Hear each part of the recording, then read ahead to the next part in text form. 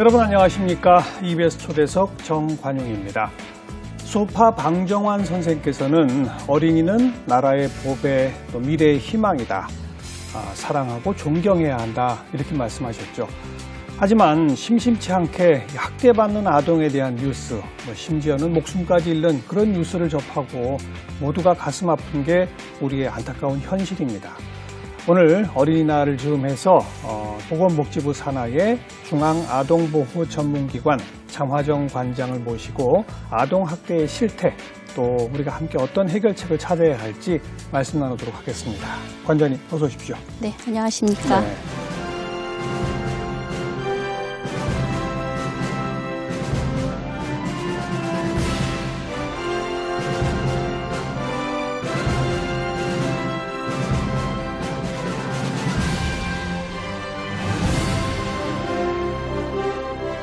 중앙아동보호 전문기관은 어떤 일을 하는 기관입니까? 아동학대 예방 사업을 하는 곳이고요. 현재 지금 지역에 아동보호 전문기관이 64개소가 있습니다. 지역 아동보호 전문기관을 지원하고 또 연구를 통해서 정책을 제안하고 또 우리 상담원들의 여러 가지 역량 강화를 위해서 교육을 좀 시키고 있고요. 그리고 또 국가아동학대 정보 시스템이라는 DB를 운영하고 있어서 이제 그런 운영과 관련된 여러 가지 업무를 하고 있고 또 홍보하고 있습니다. 네. 지역에 64곳이 있다고요? 네. 그럼 전국 지자체로 봐서 뭐 지방 같은 경우 한 서너 개 지자체 꼴로 하나 정도밖에 없는 거네요. 네, 맞습니다. 그러니까 이제 서너 군데의 시도를 관할하고 있는 그런 상황입니다. 시군 같은 데를. 네, 시군구를. 그리고 중앙에서는 그걸 지원하는 역할을 네, 하고. 맞습니다. 아까 상담원들 교육한다고 그러셨는데 그 상담원은 어떤 역할을 하는 분들입니까? 사실 상담원들은 24시간 신고를 받고 있고요. 신고를 받으면 이제 학대인지 현장을 나가서 출동이라는 거를 하고 그래서 학대인지 이제 조사를 하는 상황입니다.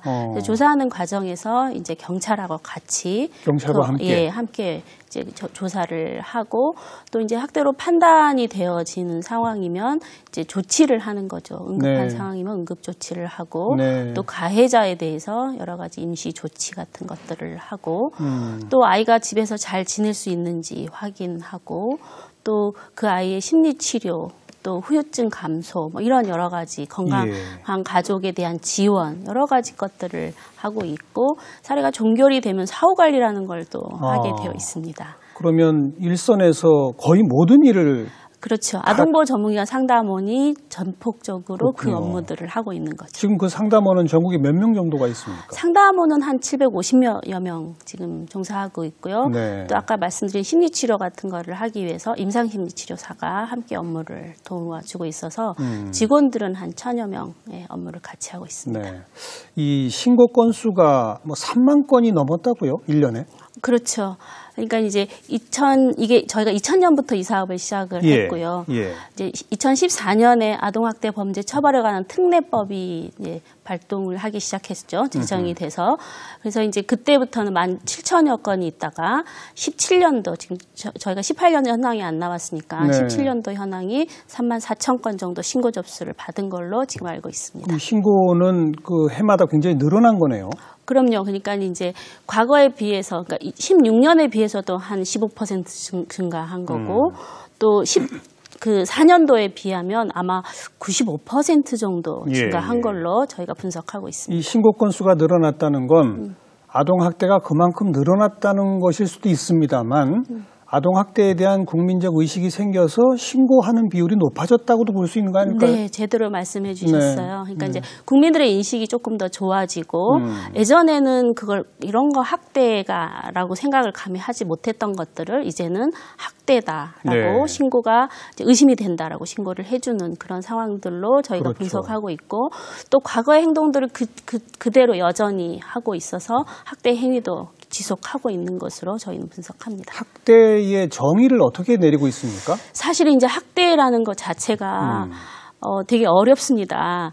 그러니까 한 대만 때려도 학대냐라고 질문하는 경우도 있고, 일단 이제 우리가 보호자를 포함한 성인이 아이들을 폭행하거나 또 말로 괴롭히는 정서 학대를 하거나 또 방치를 하거나 아니면 또 성과 관련된 여러 가지 행위들을 했을 때 우리가 그 아이가 정상적 발달을 저해한다라고 생각하면 그게 학대라고 지금 법에는 규정이 되어 있습니다. 네. 좀 어려우시죠. 그래서 이제 일반적으로는 신체 학대, 이제 흔히 폭행 같은 때리는 행위를 말하는 거고요. 또 정서 학대라고 하는 건 우리가 언어로 말하는 거죠. 네. 그래서 뭐 내가 너를 낳고 미역국을 먹었다, 나를 뭐 엄마라고 부르지 말아라, 뭐 고아원에 버리겠다, 뭐 이런 식으로 위협하고 무시하고 비난하는 이런 것들을 우리가 정서 학대라고 얘기하는 거고요. 이제 방임이라고 얘기하는 방치, 즉 아이를 홀로 내버려 두거나 아이를 우리가 의무 교육이라고 들어 있어야 되는 그 의무 교육 시절에 아이들을 교육을 안 보내는, 그리고 또 의료적으로 뭔가 처치가 빠르게 진행돼야 됨에도 불구하고 그렇지 못한 의료적인 방임도 이제 방임이라고 얘기하는 거고요. 이제 최근에 사건들이 있는 것처럼 아이가 태어났는데 이제 화장실에다가 버리는 행위, 그렇죠. 유기라고 얘기하는 것도 사실 방임에 해당합니다. 그리고 이제 잘 알고 계시는 성학대와 관련된 여러 가지 것들이 학대다라고 규정을 하고 있습니다. 이 실제 현장에서는 이렇게 폭행, 언어, 방치 이런 게 또 결합돼서 나타나죠. 그렇죠. 그걸 이제 중복학대라고 저희가 얘기하는데 때리면서 욕하면서 밥을 안 먹이는 이런 중복학대가 거의 48% 정도 저희가 차지하는 걸로 지금 알고 있습니다. 네. 그런데 신고는 주로 뭐 바로 이웃 사람이나 뭐 이런 사람들이 하게 되죠. 그렇죠. 이제 이웃 사람이 이제 신고를 가장 많이 해주시는데 이제 우리나라에서는 어쨌든 신고 의무자라는 직분들을 가지고 있고요. 누가 그러니까 신고 의무자? 신고 의무자라고 하면은 아이들을 잘 돌보셔야 되는 상황인 거죠. 즉 의사 선생님 그리고 학교에 계신 선생님들, 보육교사 선생님, 그리고 이제 우리가 시군구에서 업무를 하고 계신 사회복지 공무원 종사자, 이렇게 해서 직군이 24개 직군을 지금 가지고 있고요. 이제 그런 신고 의무자들이 보고 학대라고 의심이 됐을 때 신고하는 거고요. 또 아시는 것처럼 모든 국민이 아이가 안전하지 않다라고 의심이 되면 신고를 하실 수 있습니다. 네. 신고 의무자라면 의사 선생님 같은 경우 아이가 어디 멍이 들어서 왔는데 보면은 맞아서 멍이 든 것 같다. 그렇죠. 그럴 때는 반드시 신고를 하도록 하는 그런 거겠네요. 그런데 이 신고가 모든 학대에 대해서 다 이루어지진 않는 거 아닙니까? 그렇죠. 신고율이랄까요? 이거는 어떻게 추산하십니까? 사실 지금 우리나라에서는 발견율이라는 단어를 사용하고 있는 거고요. 이제 선진국가 대비했을 때 1000명당 우리가 계산을 할 때 선진국에서는 한 8명의 아이들이 학대로 발견을 하고 있는 상황이라면 1000명이 학대당하면 그 중에 8명만 발견을 하고 있다라고 생각하는데 지금 현재 우리 대한민국에서는 2.6명 정도가 발견되고 있는 1000명 가운데 2.6명. 네. 그래서 대부분은 그럼 발견이 안 된다는 얘기네요. 그렇죠. 아직도 우리는 좀 더 많이 잠재되어 있고 학대로 보지 않고 있다. 그렇게 생각하고 있습니다. 아니 1년에 신고 건수만 3만 건이 훌쩍 넘었는데 그냥 단순히 하루에 100건 꼴 아니겠습니까? 네, 그렇죠. 근데 그게 1000명 가운데 2.6명만 발견된다면 도대체 학대받는 아동이 얼마나 많다는 얘기입니까? 그러니까 이제 그 학대의 규정을 우리가 사실 아이의 권리를 침해한다라고 생각하면 그런 모든 상황들이 안전하지 않고 권리를 침해받는 상황이다라고 생각할 수 있는 거죠. 네. 뭐 옛날부터 아이들은 좀 벌도 세우고 가끔씩 회초리로 때리고 뭐 이래야 제대로 큰다.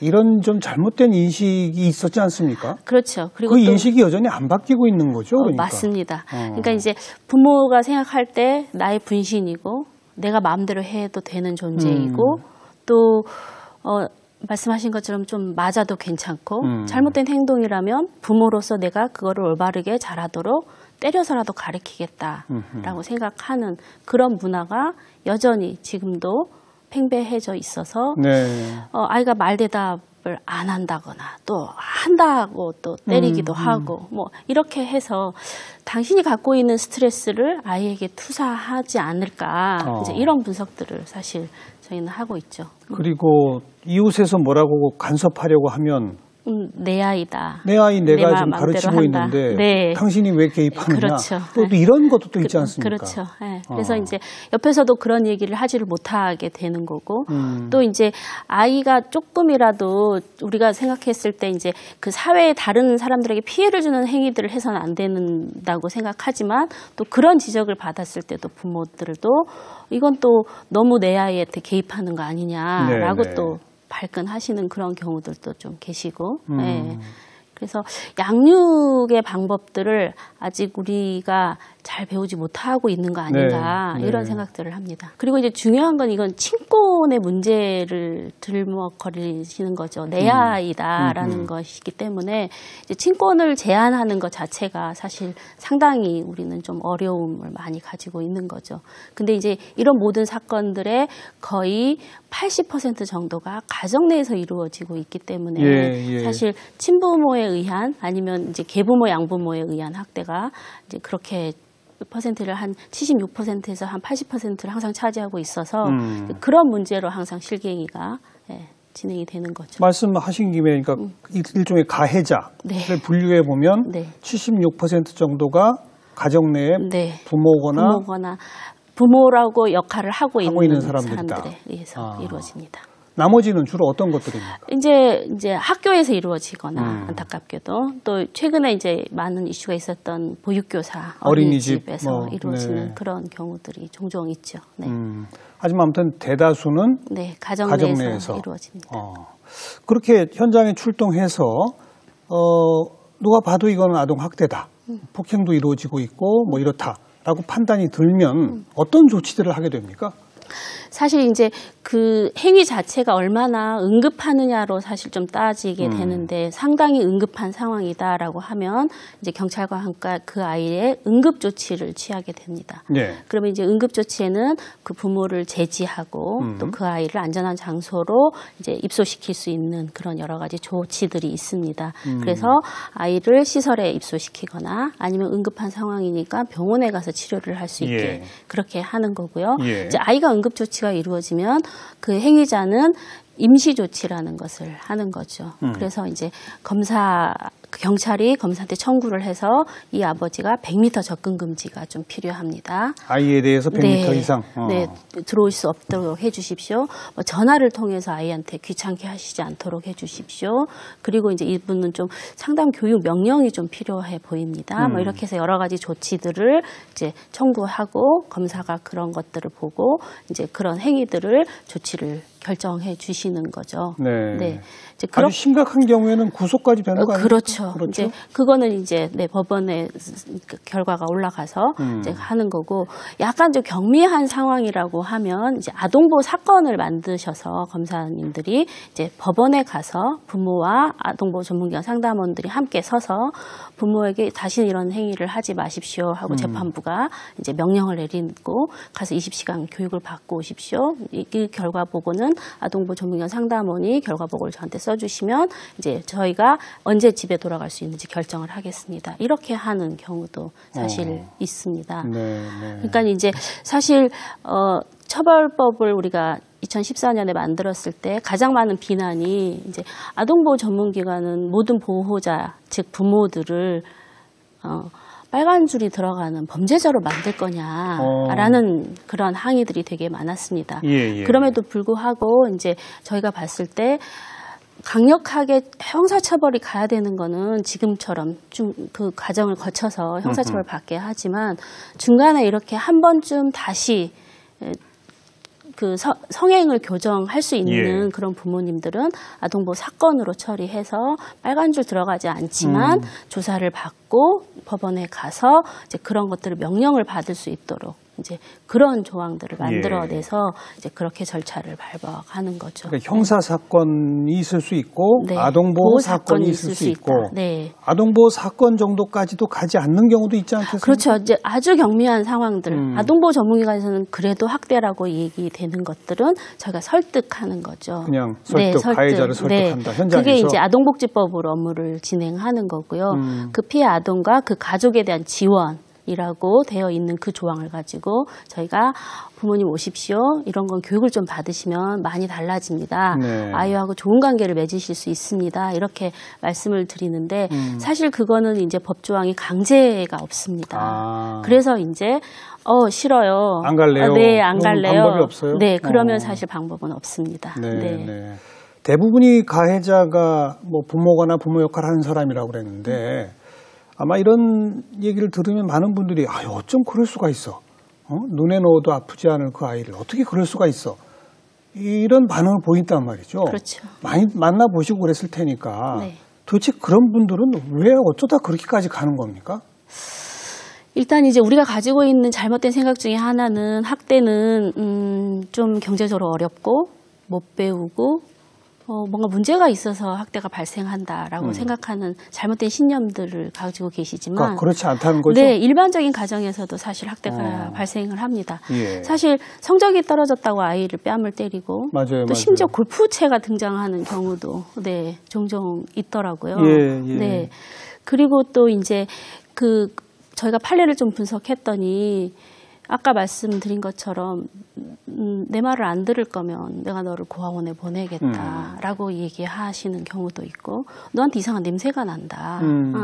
내 옆에 오지도 말아라 라고 하는 그런 경우 정서학대들도 일반 가정 안에서도 충분히 일어나는 거고요. 네. 이제 우리가 좀 더 심각하게 보는 거는 이제 알코올 문제를 가지고 있거나, 네. 그리고 이제 정신과적으로 문제를 가지고 있으신 분들의 가정에서는 이제 학대가 조금 더 심각한 수준으로 발생을 하고 있어서 예. 이제 그럴 때는 조금 더 격리가 좀 필요하고 우리가 분리해서 아이 안전을 조금 확보하고 부모님을 좀 치료시키고 그리고 다시 온 가정에 보내드릴 수 있는 방법들을 저희가 사용하고 있습니다. 네.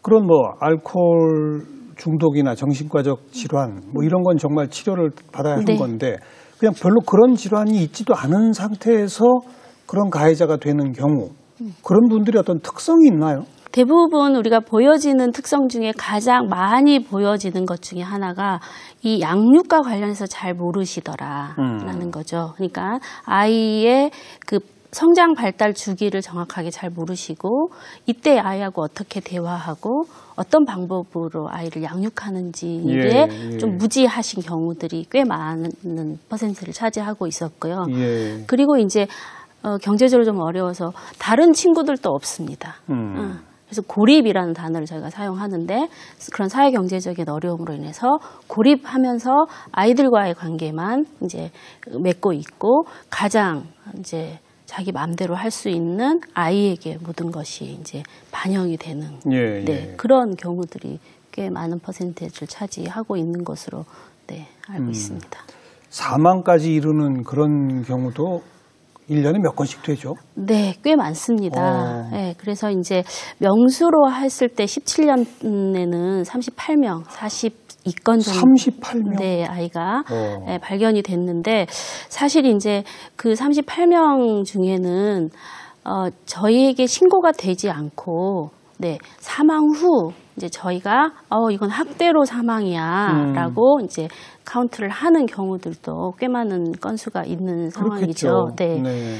그리고 이제 일반적으로 이제 학대 행위자들이 우리나라 같은 경우는 아버지가 사실 많습니다. 예. 왜냐하면 이제 우리가 그 여러 가지 경제적인 어려움을 통해서 엄마들이 집을 나가시는 경우들이 꽤 많이 이제 발생을 하고 이제 아빠하고 아이하고 사는 이제 부자 가정이라고 얘기하는 그런 가구 수가 꽤 많이 있어서 이제 아버지의 학대 행위자가 좀 많은 비중을 차지하는데 이 사망 사건들을 좀 우리가 분석해 보면 엄마가 훨씬 더 많은 그래요? 상황입니다. 네, 그러니까 더 어린 아이들이 엄마하고 있고 또 그런 과정에서 어린 아이들이 사망에 이르게 되는 상황이다라고 이제 저희가 알고 있습니다. 네. 네. 그러니까 학대 가해자의 상당수는 아빠 남성인데 그때는 아이가 어느 정도 좀 자란 경우가 많더라. 그렇죠. 네. 그거네요. 네. 어느 정도 자란 경우는 사망까지는 안 가더라. 네. 그런 얘기인 거고. 네. 워낙 어린 아이들은 주로 또 엄마랑 있는 경우가 많은데 거기서는 끔찍한 경우까지도 나오더라. 네. 아유, 참 가슴 아픕니다. 네. 누구나 그런 가해자가 될 수 있다. 이 방송을 보시는 분들도 일부는 아유 나도 아이들을 좀 이렇게 꿀밤도 때리고 뭐 회초리도 때리고 했었는데 이제부터는 그러지 말아야지 이런 마음을 잡수시는 분도 계시겠지만 아니 그 정도는 할 수 있는 거 아니야 이렇게 생각하시는 분들도 있잖아요. 그렇죠. 그런 분들을 향해서 좀 말씀해 주신다면 그렇게 사실 회초리로 때리던 것이 쌓이고 쌓이면 심해질 수 있는 겁니까? 그렇죠. 그러니까 이제 부모로서 역할은 분명히 필요하죠. 아이를 양육하는 과정에서. 근데 이제 부모님이 하시는 과정 중에 분노 조절이 잘 안 되시는 경향들이 자기 분노 조절. 네, 네. 그러니까 이제 아이하고 문제 행동이 분명히 있으면 그거를 말로 할 수 있는 부분임에도 불구하고 당신이 가지고 있는 여러 가지 스트레스 상황들을 분노 조절이 제대로 안 되고 아이에게 이제 투사하는 과정에서 처음은 분명히 이게 양육이다, 네. 체벌이다라고 네. 시작을 하지만 그 행위가 점점 잦아지고 또 빈도는 점점 이렇게 높아지면서 강도도 점점 세지는 경향들이 있죠. 그러니까 처음 한 대가 어렵지 한 대를 때리고 나면 그 다음부터는 훨씬 더 쉽게 아이에게 그런 폭력을 행사할 수 있는 거죠. 예, 네. 예. 그리고 이제 그게 사실 만연되어 있는 거죠. 그렇죠. 네. 그냥 말로 할 수 있는 부분도 매질을 하거나 등짝을 때리거나 뭐 뺨을 때리거나 뭐 이런 식으로 행동을 하시는 거죠. 네. 네. 그래서 자기 분노 조절에 그렇죠. 실패하게 네네. 돼서. 네. 그리고 대물림 되죠, 이런 거. 그렇죠. 가정에서 폭력을 당하며 큰 사람들이 또 그렇게 하게 되죠.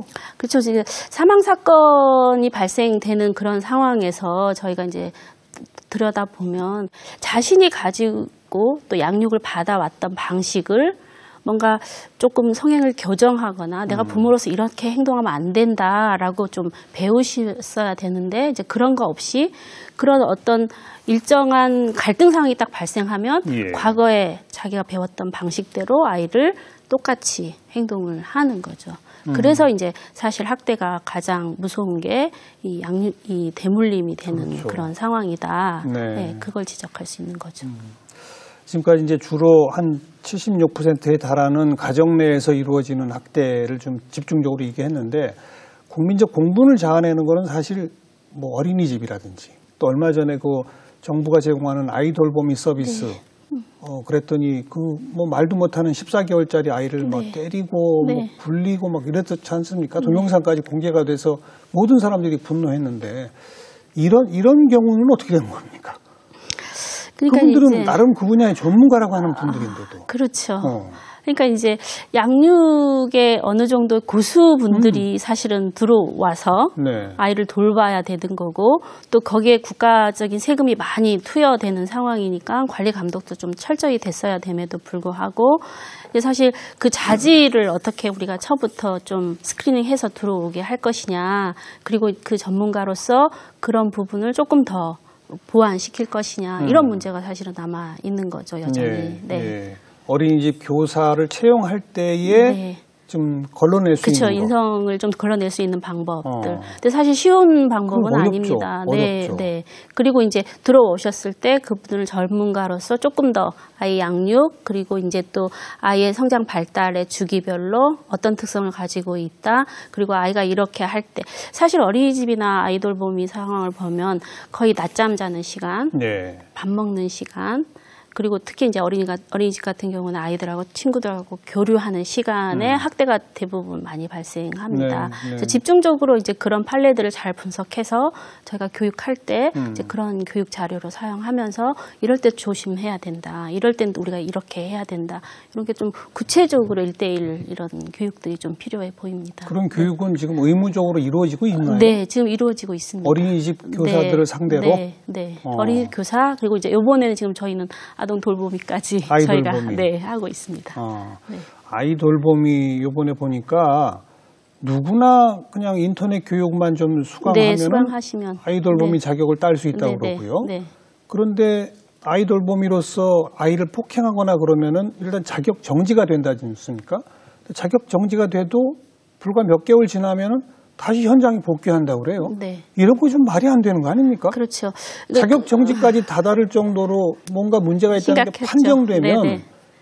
뭐 아예 제외시키든지 그렇죠. 아니면 집중적인 재교육을 하든지 그래야 되는데 그런 게 없다고 그래요. 그래서 저는 이제 형평성에 또 맞지 않는다라는 것을 지적을 했는데 사실 이제 보육교사는 원스트라고 원아웃입니다.